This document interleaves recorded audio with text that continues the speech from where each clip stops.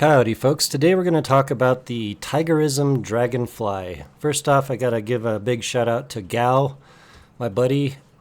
He is the consumer representative for Tigerism, also used to be MIM. I always joke about made in Mexico, but they're not in Mexico. I think it's Singapore, very likely. Pretty sure. I don't think it's mainland China.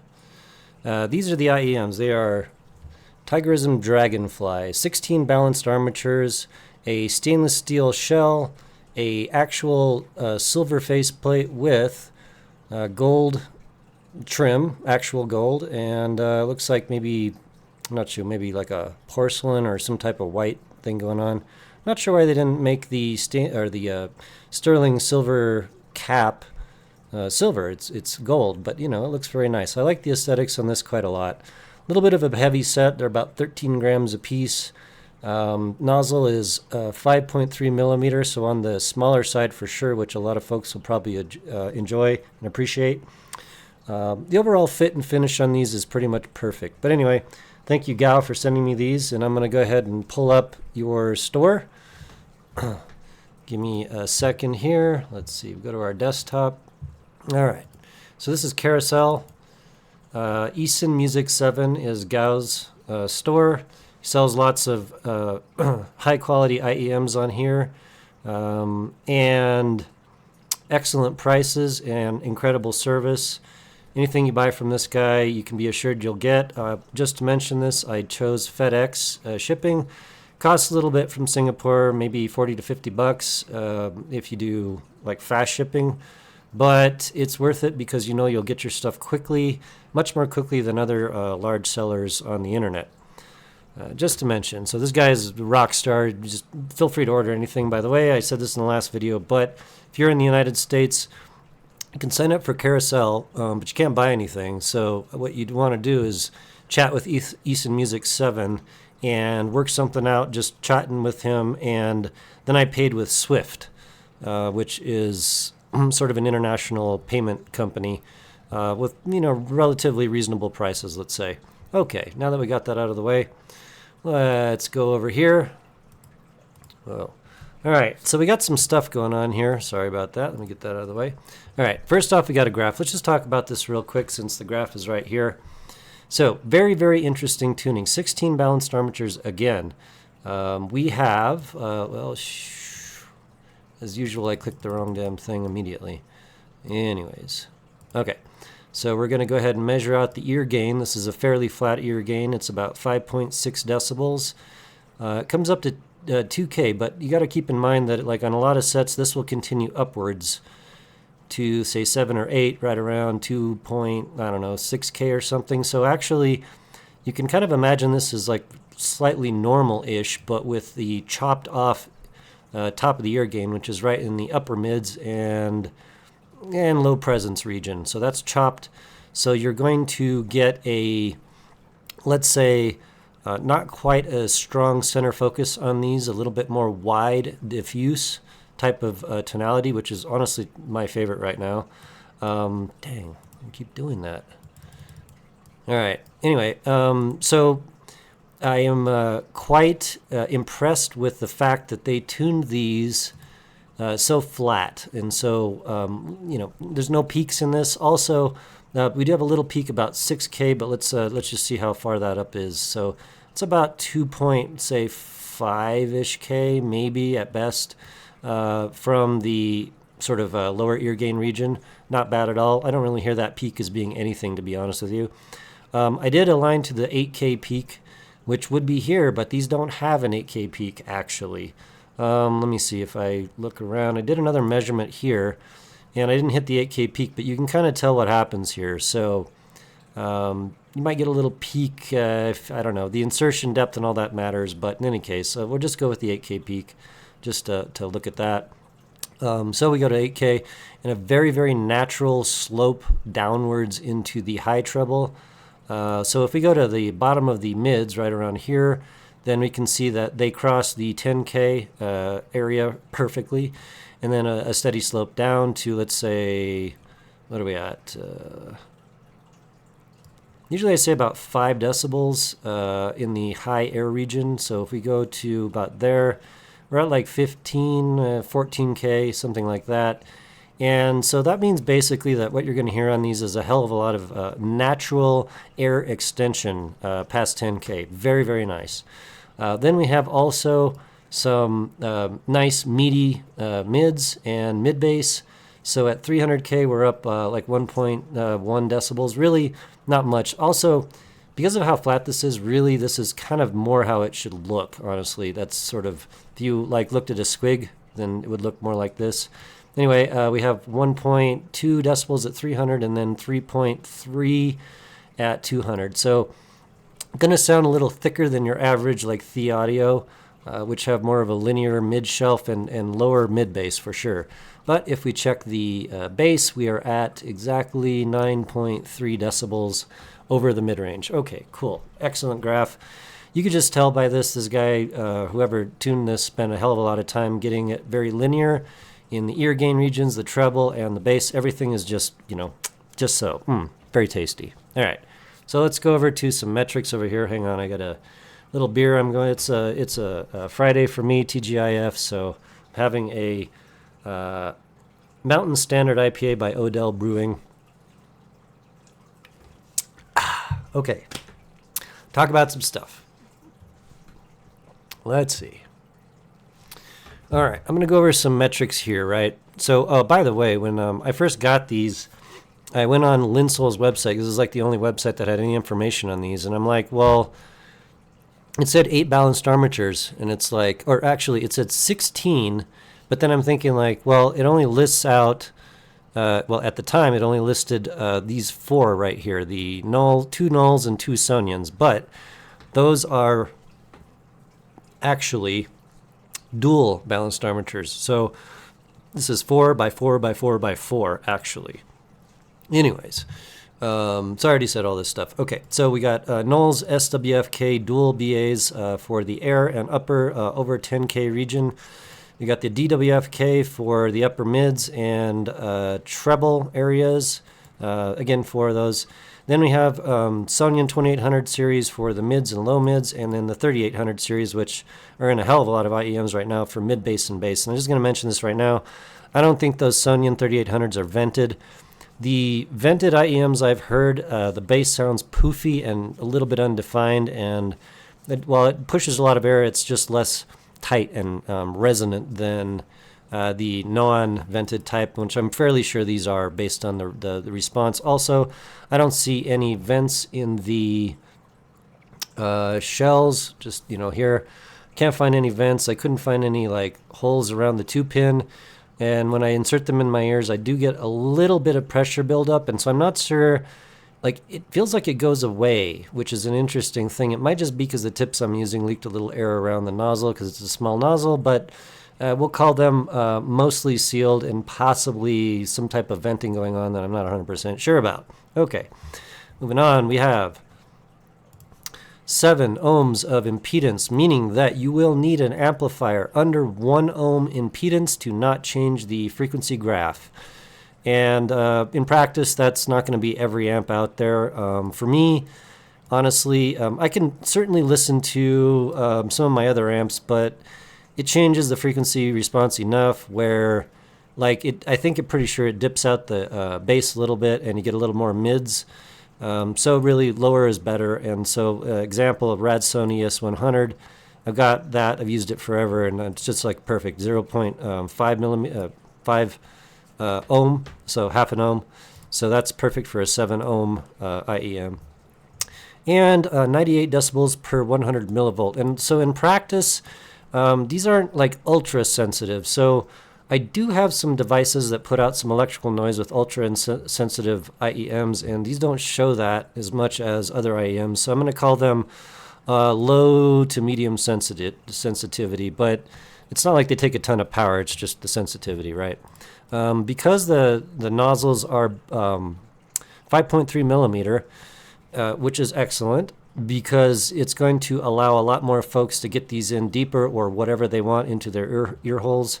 But it is on the smaller side, so something like a soft ears clear tip might slide off. Now, Folks have asked me before, well, how do I fix that? Like, is DIY something, I can do? And the answer is just get yourself some rubbing alcohol. Because of these nozzles, here, I'll just show.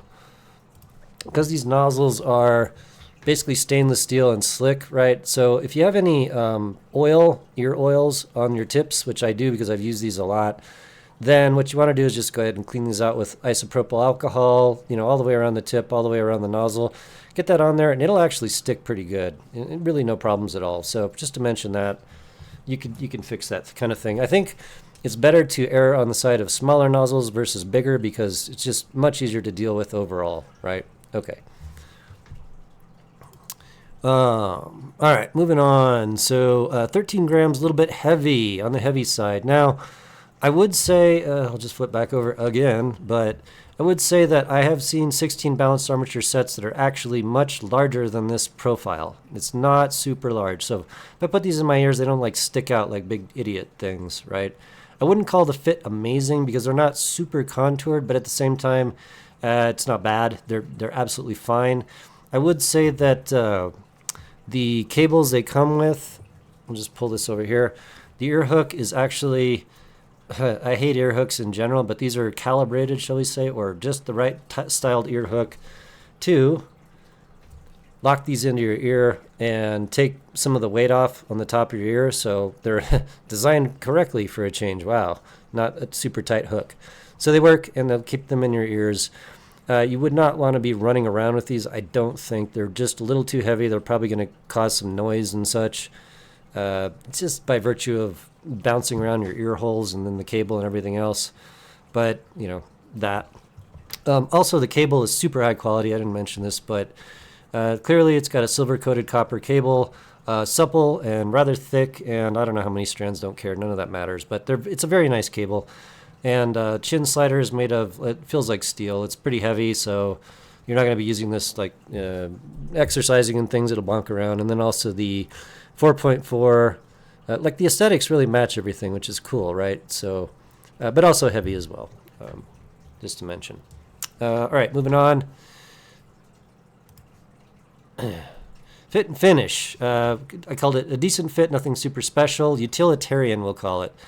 Nozzle not too large, bit on the heavy side. Aesthetics, I like them. And again, to flip back over, these immediately struck me like the subtonic storms, like the aesthetics of the faceplate, which they're cool, right? It's it's kind of a unique design. Both of the faceplates are like the same. Wait, they're not the same. I did not notice that before, but they are not. Huh. They're like close, but not exactly the same, I think.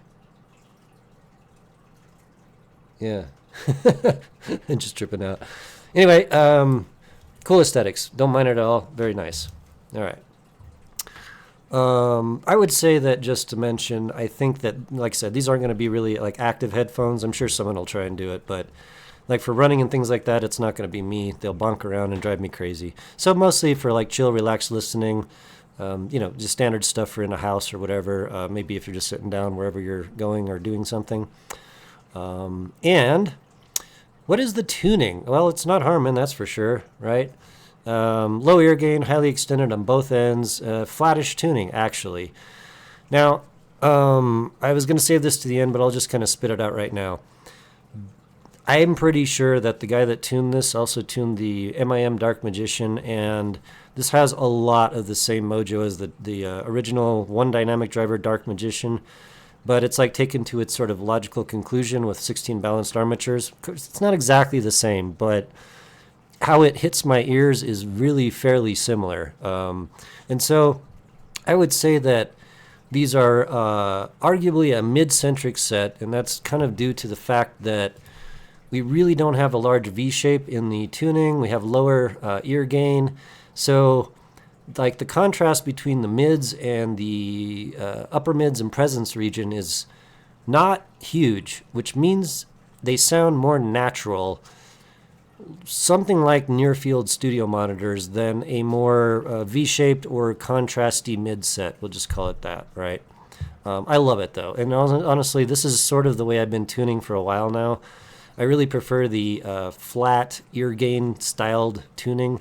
What it does for me is it helps to bring out the instrument section, and it decreases the center focus, leading to a more wide diffuse playback, which to me sounds more natural, more like speakers. That's a good way to put it. So let's just talk about some stuff. So bass, good mid bass, which is look, there's a lot of my people that follow me that are just like huge mid bass lovers, but tuning in mid bass that's not bloaty or not too something, right, that doesn't conflict with the mids and the ear gain, especially with this type of tuning, is it's just really hard. It's a very hard. It takes a skill level and good ears to pull it off. So we got good mid bass on these, good subs. I'm not going to call it excellent, but you combine the two and it's excellent overall. It's not thick or thin. It's kind of like the Goldilocks style bass. It's just right, just enough to do stuff like metal, EDM, rap, but also not too much to do stuff like jazz, classical, or more fart sniffer types of genres, shall we say. So I'm thinking that the Sonion Quad BA, the 3800 series, likely are non-vented because they have a nice tight resonant tonality. They do extend pretty low. You get a good amount of air. Also, let me just flip over. Yeah. So if you go from 10 to 20 hertz, we have a very small roll-off. It's like about 3 decibels, which is great. There's nothing wrong with that. For balanced armatures, I like it a lot. So for the mid-range, low ear gain, and it is slightly forward in the mids, right? So it's slightly forward, and the higher mids are totally in check. It has no shout, except I would say like so shout everybody defines as differently. For me right now, it's going to be between like 800 and 2K.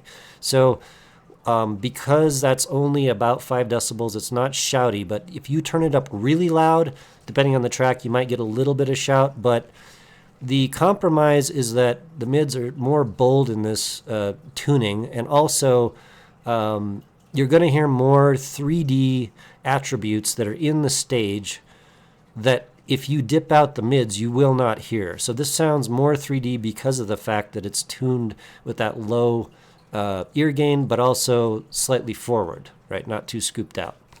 Treble, perfectly extended, not pushed. It's my favorite and excellent, and that's just straight up the way it is. It just feels like natural treble replay, very similar to a lot of dynamic drivers. But then you get into the air regions, and it's clearly not a dynamic driver, right? It's got plenty of resolution and extension over what you'd ever find with a lot of dynamic drivers. And I mean, hell, if I just look at this, it comes across maybe as a super good tuned planer, which I have had my hands on quite a bit. Air and over 10K, natural with a tiny bit of push, just tiny bit. Excellent OCD details, excellent harmonics, just really, really sweet, just in the sweet spot and nice. Not too much to draw your attention away from the mids of the track, but just enough to give you twinkles and little Easter eggs that you can hear in tracks that you may not have heard before. Love it. And just to mention, vocals are natural and forward on a lot of tracks. Very much like near-field studio monitors, to be dead honest. This is definitely one of the more natural balanced armature sets I've heard. It doesn't have that super contrasting, like low-mid dipped out stuff with higher treble. You might, if you didn't know, say there was a dynamic driver in there somewhere. And again, I tune like this, so I love this type of tuning. Just love it. I'm going to decrease the amount of excellent things I say about this because it's going to get a little bit stupid. But okay, wideness is excellent, about as good as it gets without pushing treble over the limit of the natural line. Imaging, good positioning. I would not call it the best I've ever heard. The trade-off being that it's more diffuse, more natural staging, kind of similar to a dynamic driver, but a little tighter definitely than your typical dynamic, and certainly not quite as tight imaging as pushed treble sets, but that has its own set of compromises that, So 3D, excellent, vertical depth and depth cues, as well as wide cues. Also a little bit behind the head mojo stuff. Quite a swirly type of stage. It reminded me somewhat of the Twilight swirliness, and also Anomaly, which I'm tuning now, and Dark Magician. It's got that. It's hard to put your finger on, but it's just this is like, sounds are on different layers in sort of 3D space. And speaking of that layering, good to excellent. Instruments seem very separated and on different sound planes, so they're easy to understand. They don't mesh together into this sort of conglomeration of sound. Again, very separated, very nice. Transients, not as harsh as many balanced armature sets. I'm thinking that it's partly due to the tuning, partly due to the high quality drivers they're using. And also, this doesn't feel over dampened to me, like some balanced armature sets might feel. It's fairly dynamic, right? Fairly nice. It works well at low volumes and high volumes, which also to me means it's not dampened over what I would call over dampened. And so, yeah, the transient smack is going to be slightly more than your average dynamic driver that are tuned well, but not as much as a hell of a lot of balanced armature sets, which get fatiguing in that, like, the snare drum snack, like drum smacks, that kind of thing that just like takes you out of the music. So it doesn't do that at all. Excellent. Tight without being over the top and clinical. Excellent. Volume scaling is absolutely excellent. For this amount of treble details and extended air stuff, they scale incredibly well. I did find a few tracks here and there that didn't work super well on, but mainly those are just badly mixed tracks for a number of reasons. For probably like 95% of tracks, I found it to be fantastic, which is a hell of a lot of my library. And you can crank the hell out of these even for metal. They are actually quite forgiving in terms of the track replay. I only found maybe like 2% of tracks that were a little bit harsh, and that was mostly because of the forward mids, just to mention this.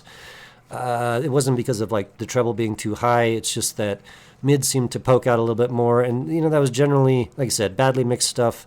Maybe some disco, older mixed, some metal stuff from time to time, which is just a little bit harsh. Better mixed metal was fantastic, so excellent. The coherency was amazing, and you would expect this pretty much from all balanced armatures. It's not a tribred or anything like that. It's just one type of driver, so coherency is absolutely excellent. It sounds like just one driver, right? Which is what you want. You don't want it to sound like a bunch of stuff up in the air and it's disconnected from the treble, which is disconnected from the mids. It's not like that at all. X factor is pretty much you add everything up. You got your natural replay, highly extended on both ends of the spectrum. It has a resonant and deep sound stage, amazing mids, slightly forward. It has OCDs with no R timbre. It's a relaxing listen unless you turn it up to the stratosphere. And you just add that all together, and that's the X factor right there. It's just really, really good tuning with all the things that you might want on an IEM. Genre ratings, I'm going to go over this rather quickly. Blues is excellent. Everything's just right, basically. Classical, excellent. And again, classical is not super easy to do, and then also with other genres because you really want more of a clean mid replay. And I just found this to be just right in that Goldilocks zone, maybe slightly warmer, but it does classical amazingly well. It brings out the heft and the meat of a lot of acoustic instruments, and at the same time doesn't occlude them or make them feel bloated or nasty. And it lets you hear the treble especially, which is nice. Disco, I'm kind of medium on the disco. I found some tracks had a little bit too much mids, but it's not a V-shaped tuning, and so I'll take the good with the bad on this. I prefer a headphone to have more mids than less, and so if I run into a track that's just too MIDI, oh well, basically. So medium on disco. Electronica was excellent. The 3D effects and OCD details are extremely engaging, and I heard stuff I hadn't heard before, which is what you want out of a $2,200 set. A good, nice, tight bass with excellent air deep down. And, for balanced armatures, that's no higher praise, really. I don't know if it's like the best bass you could ever get out of anything, but I find it appropriate and really, really good for the tuning. And badly mixed tracks, again, are a little bit less good because of the hefty mids. I'll take the compromise any day. Jazz was excellent, just the right amount of treble to mids and bass. Nice, sultry, club feeling. By the way, in terms of that, I hear in classical very, very nice spatial cues, and so like the venue of live classical is recorded in, you can hear it really clearly. It's not pushed. It feels natural. Very, very nice. Moving on to metal, excellent. I did run into a few tracks here and there, blah, blah, blah. That's kind of like the way it goes with this. So basically, I tried all this stuff from grindcore to like 80s metal, which is quite V-shaped, and modern stuff, which is not V-shaped. And the upper mids on this are not enough to mess up the guitars, as a lot of balanced armatures do. The snare drums were not too forward, as a lot of other sets do. So overall, metal was excellent. R&B, excellent. Bass drops just the right amount of air and slam to pull it off. It's not too light, feels good. You can bop around with it, OCDs, like a lot of rap tracks have like little twinkle bells and little, OCD things around there. Heard all that excellently. Vocals slightly forward and fully fleshed out. Just really very nice. Excellent. Reggae, absolutely excellent.